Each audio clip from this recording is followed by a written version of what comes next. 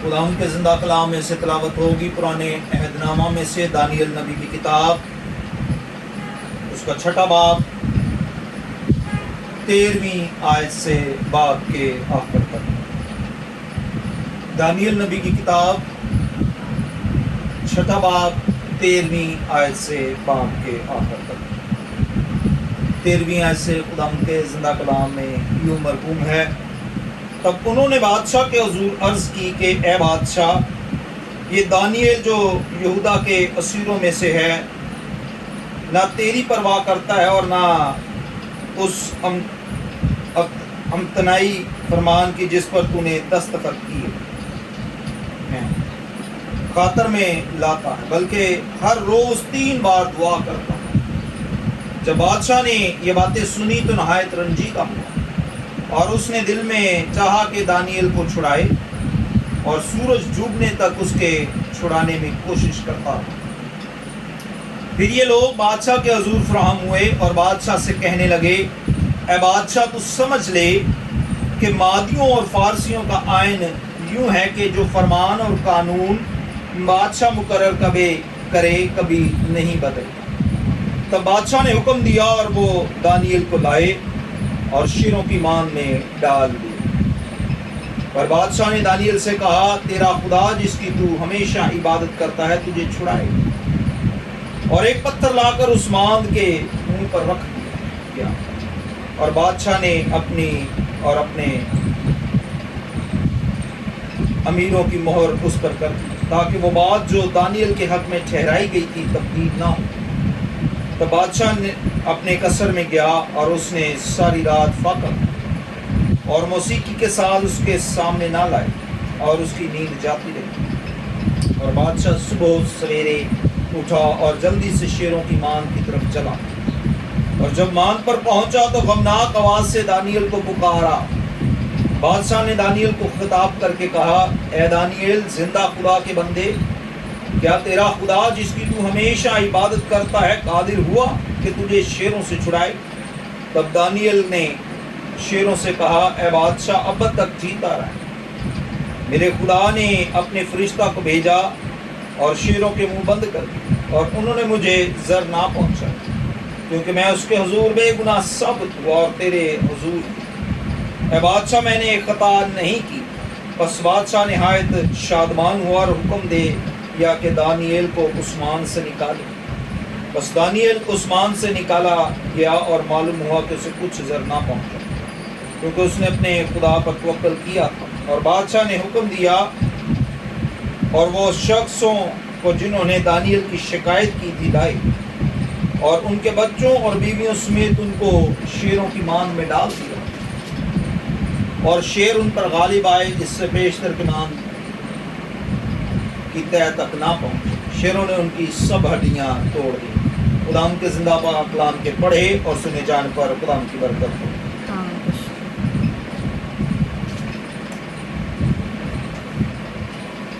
گزشتہ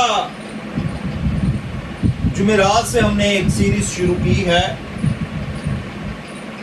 ہم جانتے ہیں کہ ملک پاکستان میں ایک ایسا واقعہ گزرا ہے جس سے خدا کے لوگ اس وقت بڑے غمزدہ، تکلیف میں ہیں، پریشانی میں ہیں، اور ضرورت اس چیز کی ہے کہ ہم اپنے ان بہنوں اور بھائیوں کے لیے جو جڑاوالا میں ہیں، پاکستان کے دیگر ان تمام حصوں میں ہیں جو اس وقت کسی بھی صورت میں خداوند کے نام سے دکھ تکلیف یا پریشانیوں کا سامنا کر رہے ہیں، ہم ان کے لیے دعا کریں۔ ہم ان کے لیے کلام خدا ضرور پیش کریں، تاکہ ان تک اگر ہماری آواز پہنچتی ہے تو خدا کا کلام ان کے لیے دلیری اور تسلی کا باعث ٹھہرے۔ خداوند آپ ان کی قوت ٹھہرے، کیونکہ جو واقعہ گزرا ہے یہ خداوند کے لوگوں پر ایک لمبے عرصے سے ماضی میں بھی ایسا ہوتا آیا ہے۔ ملک پاکستان کے بننے سے پہلے جب کہ دنیا کا آغاز ہوا تھا، اس وقت سے خدا کے لوگوں پر ایسے واقعات گزر رہے ہیں۔ انہی میں سے ایک واقعے پر آج ہم غور کریں گے، جو حوالہ آج پڑھا گیا ہے دانیل نبی کی کتاب، اس کا 6 باب 13ویں آیت سے لے کر 24ویں آیت تک۔ ہم جانتے ہیں کہ دانیل ایک ایسا خدا کا بندہ تھا جو دن میں 3 دفعہ خداوند کے حضور فراہم ہوتا۔ اگر آپ 14ویں آیت میں دیکھیں 6 باب کی، تو وہاں لکھا ہے بلکہ ہر روز 3 بار دعا کرتا۔ 13ویں آیت کے آخری سے، اور نہ اس امتناعی فرمان کی جس پر تو نے دستخط کیے خاطر میں لاتا ہے، بلکہ ہر روز 3 بار دعا کرتا۔ خدا کا بندہ خدا کے حضور دن میں 3 بار فراہم ہوتا، اور یہ بات اس کی ترقی اور اس کی برکت کا سبب ٹھہرتی۔ یہ بات کچھ لوگوں کو بری بھی لگتی، نہ تو انہیں اس کا دعا کرنا اچھا لگتا تھا، اور نہ ہی اس کی ترقی ان سے دیکھی جا رہی۔ غرض جو دشمن تھے وہ نہ تو دعا کرنے کو پسند کر رہے تھے، اور نہ ہی اس کی ترقی کرنے کو پسند کر رہے تھے۔ اگر آپ 6 باب کی پہلی آیت میں دیکھیں تو وہاں لکھا ہے دارا کو پسند آیا کہ مملکت پر 120 ناز و مقرر کرے، جو تمام مملکت پر حکومت کریں، اور ان پر 3 وزیر ہوں، جن میں سے ایک دانیل تھا، تاکہ ناظم ان کو حساب دیں اور بادشاہ خسارت نہ اٹھائے۔ اور چونکہ دانیل میں فاضل روح تھی، اس لیے وہ ان وزیروں اور ناظموں پر سبقت لے گیا، اور بادشاہ نے چاہا کہ اسے تمام ملک پر مختار ٹھہرائے۔ 120 ناظم ٹھہرائے گئے، اور ان پر 3 وزراء کو مقرر کیا گیا کہ وہ جو ناظم ہیں ان کو آ کر کیا کریں، رپورٹس پیش کریں۔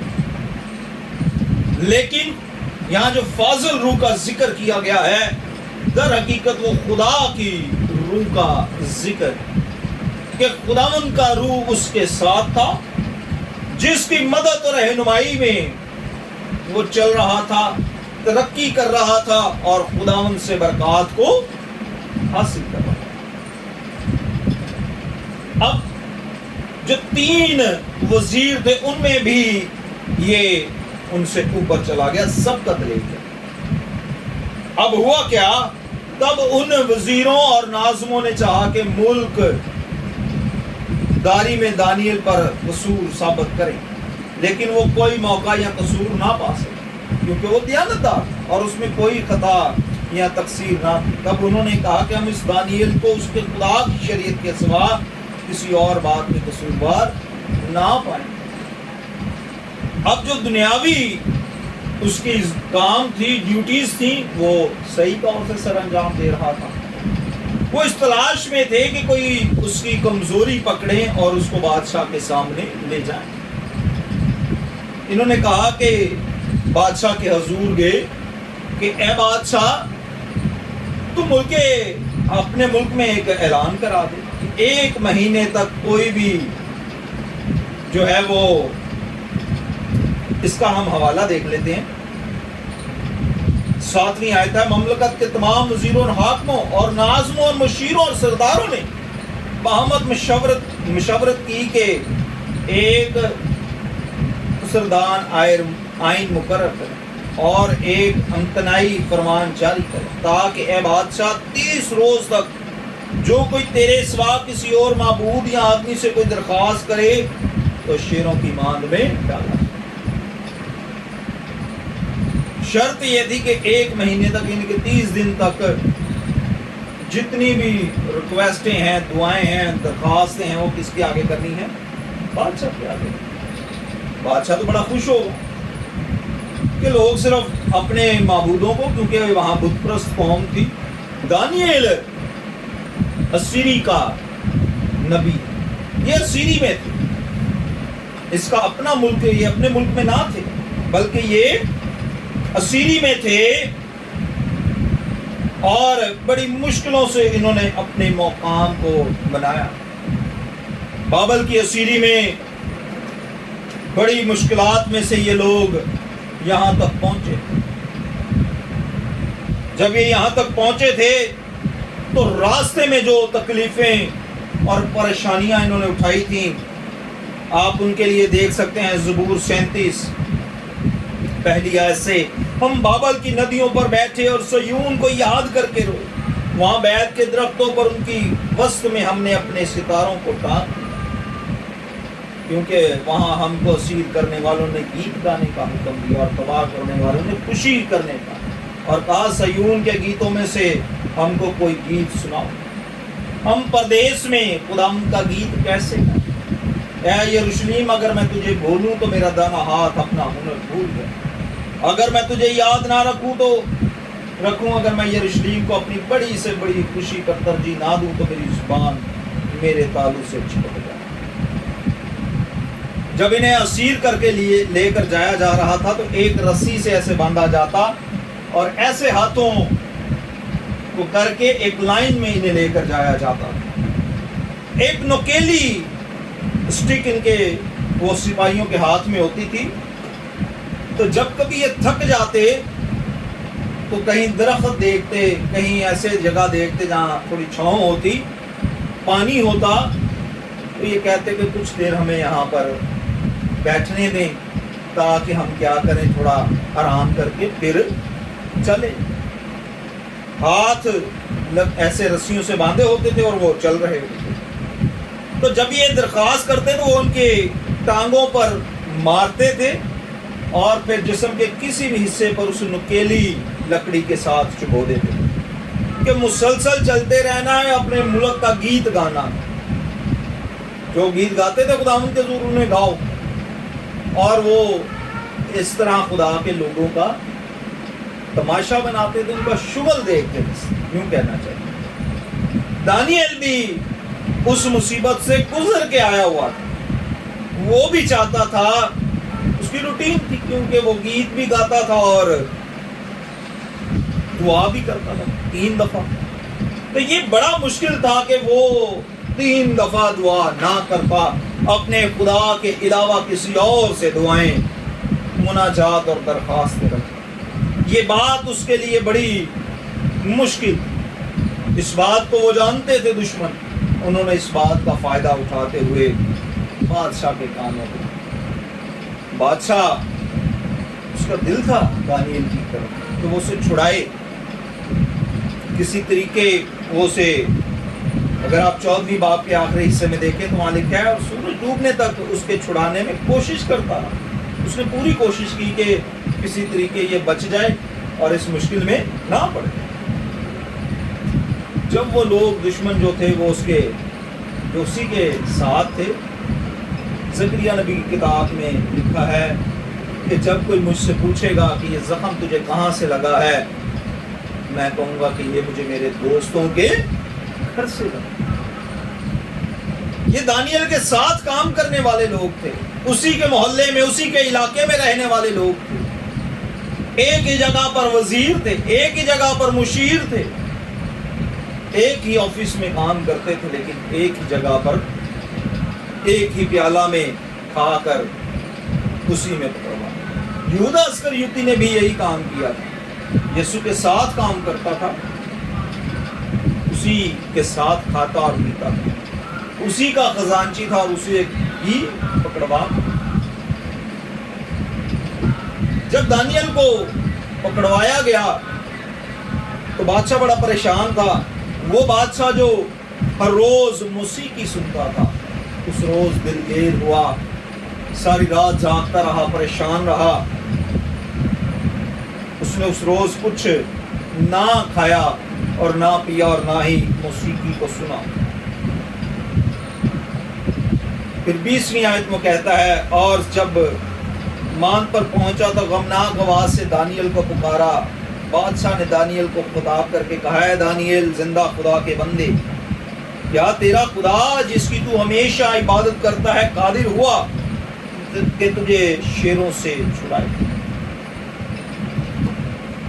बादशाह जो था वो जानता था कि दानियल का खुदा कादिर मुतलिक खुदा, दानियल का खुदा कादिर मुतलिक का लफ्ज ये दूसरी दफा यहाँ पर कलाम खुदा में इस्तेमाल हुआ है। पैदाइश की किताब के 17वें बाब में पहली आयत में लिखा, वहां पर कादिर मुतलिक का लफ्ज इस्तेमाल हुआ और फिर यहाँ पर इस्तेमाल हुआ है। बादशाह जानता था कि दानियल का खुदा जिंदा खुदा, दानियल का खुदा कादिर मुतलिक खुदा है। वो कुदरत रखता है किन कामों में, वो छुड़ाने में, अपने लोगों को बचाने। ज़बूर 23 में हम देखते हैं, वहां लिखा है कि बल्कि खा मौत के साया की वादी में से मेरा गुजर हो, मैं किसी बला से ना डरूं, क्योंकि तेरी आसा और तेरी लाठी से मुझे तसल्ली। मेरे खुदा ने अपने फरिश्ता को भेजा और शेरों के मुंह बंद कर दिया। उन्होंने मुझे जर ना पहुंचाया, क्योंकि मैं उसके हुजूर बेगुनाह साबित हुआ और तेरे हुजूर भी है बादशाह, मैंने कहा नहीं। बस बादशाह ने हाथ शादमान हुआ और हुक्म दिया कि दानियल को उस्मान से निकाल। बादशाह दानियल की आवाज को सुनकर जो है क्या किया, वो बड़ा खुश शादमान हुआ कि खुदा ने उसे जिंदा कर दिया, बचा लिया। खुदा अपने लोगों के लिए हमेशा अपनी कुदरत को जारी करता। वो शेर जो खूनखार थे, जो दरिंदे इंसानों की हड्डियों तक को चबा जाने वाले थे, खुदा ने उनके मुंह को बंद कर दिया। आज जिस दौर से हम गुजर रहे हैं, बहुत सारे दरिंदे, बहुत सारे और जानवर, शेर और जंगली दरिंदे भी आज भी बहुत सारे दरिंदे जो हैं खुदा के लोगों पर नजरें गड़ाई करते हैं। वो हमारे इलाकों में, हमारे साथ ऑफिस में, हमारे साथ एक प्लेट में खाते हैं। आज भी उन्हीं हालात का सामना जिनका पहले किया जाता है। सवाल ये है कि हम क्यों कर ऐसे हालात का, जो खुदा के लोग हैं वो क्यों कर इन हालात का सामना करते हैं? खुदा के लोग क्यों कर ऐसे हालात का सामना करते हैं? तो इसका जवाब है मुकद्दस यूहन्ना रसूल का इंजीली बयान, उसका 15वां बाब 18 में। अगर दुनिया तुमसे दावत रखती है तो तुम जानते हो कि इससे पहले कि उसने तुमसे पहले मुझसे भी ये दावत रखी। अगर तुम दुनिया के होते तो दुनिया अपनों को अजीज रखती है, लेकिन चूंकि तुम दुनिया के नहीं बल्कि मैंने तुमको दुनिया में से चुन लिया है, इस वास्ते दुनिया तुमसे दावत है। इस सवाल का जवाब ये है कि खुदा और उसके बेटे के साथ दुनिया अदावत रखती। जब उसके साथ अदावत रखती तो हम उसके मानने वाले हैं, वो हमारे साथ भी अदावत रखते हैं। उसने तुमसे पहले मुझसे अदावत रखी। अगर तुम दुनिया के होते तो दुनिया अपने को अजीज रखती। जो दुनियादार के लोग हैं, जो अपने कामों में मगन है, खुदा के से दूर हैं, अगर हम उनके साथ होते तो दुनिया हमारे साथ अदावत ना रखती बल्कि हमारी दोस्त होती। और अगर हम खुदावन के लोग हैं तो फिर जो दुनियादारी के लोग हैं वो हमारे साथ अदावत रखते। ये मैं नहीं बल्कि खुदा का कलाम बयान कर रहा है। खुदा ने दुनिया में से हमें चुन लिया है, अलहदा कर दिया। इस अलहदा होने की वजह से दुनिया अब हमसे अदावत करती है। हम चुने हुए लोग हैं। ये कोई आसान रास्ता नहीं है बल्कि ये सुकड़ा रास्ता है। ये कौन सा रास्ता है? जिसका चुनाव हमने किया है, खुदा ने हमें चुना। और हम इस बात को जुमेरात की इबादत में सीख चुके हैं कि मसीह की मोहब्बत से हमें कौन जुदा करेगा। इसका मतलब हमने भी उस रास्ते को चुन लिया। तंगी, तंगदस्ती, तंगहाली, ये सारी चीजें ہمیں خدا کی محبت سے جدا نہیں کر سکتی۔ جب جدا نہیں کر سکتی، خدا نے ہمیں چنا، ہم نے خدا کو چن لیا، تو پھر ان عداوتوں کا، ان مصیبتوں کا، ان پریشانیوں کا ہماری زندگیوں میں آنا ضرور۔ پھر ان کے لیے ہمیں ذہنی طور پر، روحانی طور پر، جسمانی طور پر تیار رہنا۔ کسی بھی وقت کسی بھی ایماندار پر کوئی بھی مصیبت آ سکتی، لیکن اس بات کو بھی ہمیں یاد رکھنا ہے کہ جس طرح بادشاہ نے کہا، اے دانیل، جس زندہ خدا کو تو مانتا ہے، کیا وہ قادر مطلق ہوا؟ کہ ہمارا خدا زندہ خدا، ہمارا خدا کیا ہے؟ زندہ خدا ہے، اور وہ قادر مطلق خدا ہے، اور وہ قدرت رکھتا ہے۔ وہ شیروں کے منہ کو بند کر دیتا ہے، وہ آگ کی تپش کو ختم کر دیتا ہے، وہ پانیوں کو، ان کے شور کو وہ ڈانٹ دیتا ہے، اور زندگی کے اندر آئے ہوئے تمام طوفان، تمام طرح کی پریشانیاں، تکلیفیں جاتی رہتی۔ خداوند آپ کی، میری اور ہم سب کی حفاظت کرے ان حالات میں، ان مشکلات میں۔ خداوند آپ کو اور مجھے اور ہمارے سب کے خاندانوں کو، ملک پاکستان میں بسنے والی تمام اقوام کو، اور بالخصوص اپنے کلیسیا کے تمام کلیسیاؤں کو، کسی بھی کلیسیا سے تعلق، ایک ایک خادم کی خدا حفاظت کرے، ایک ایک ایماندار کی جو اس کے بیٹے یسوع کے کفارے پر ایمان رکھتے ہیں، خدا ان سب کی حفاظت کرے اور انہیں اپنی حفاظت اور پناہ میں رکھے۔